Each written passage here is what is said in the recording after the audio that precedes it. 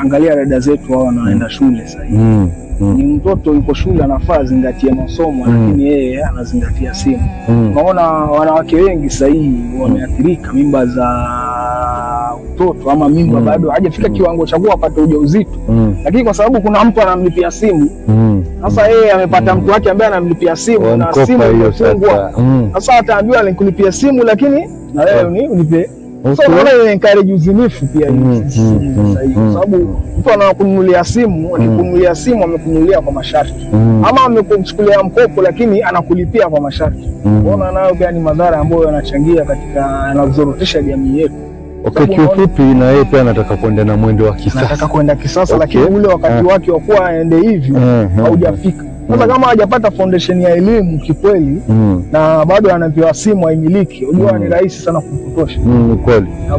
Ujana huwa una shida nyingi. Na hiyo kwenye ile simu hata utafuta yenye manufaa, atatafuta yale yanayompatia hamasa tu na zile hisia zake. Kwa hiyo inampotosha. Labda tuseme kwa hizi simu, labda kwa mtoto. Kuna picha ambayo ilishanitokea. Nilikuwa nimeenda hospitali, nilikuwa nimpeleka kijana wangu.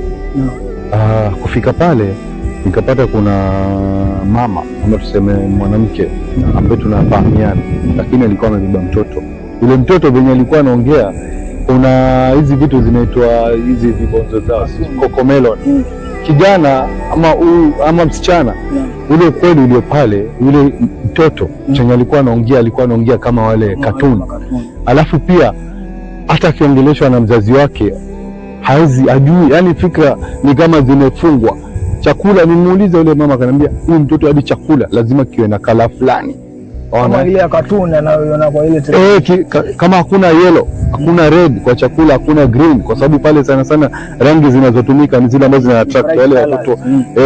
Sasa hizo rangi kama chakula hakina hiyo rangi haizi kula. Sawa, ni madhara miongoni mwa madhara ambayo tunayapata kutokamana na teknolojia. Na kuna ugonjwa nini? Yule daktari alituelezea ugonjwa.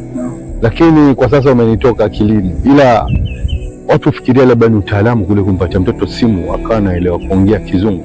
Ndio aweza ongea Kizungu, lakini je, hiki Kizungu na fikra zake kwanza kuongea, na kama hutumia akili ni sawa sana kupiga kelele. Sababu kama ambaye umekuwa memory card tu unaongea, lakini hatoki kwenye fikra zako. Kama ambaye umeingiziwa kitu ndio kinaongea kwa niaba yako. Kwa hiyo simu zina madhara mengi, na kama hayo machache tunazungumzia, lakini mengi. Shukran Sheikh Silent Said kwako wewe mtazamaji. Uamuzi na wewe, utachukua, utasafirisha ama utabakisha?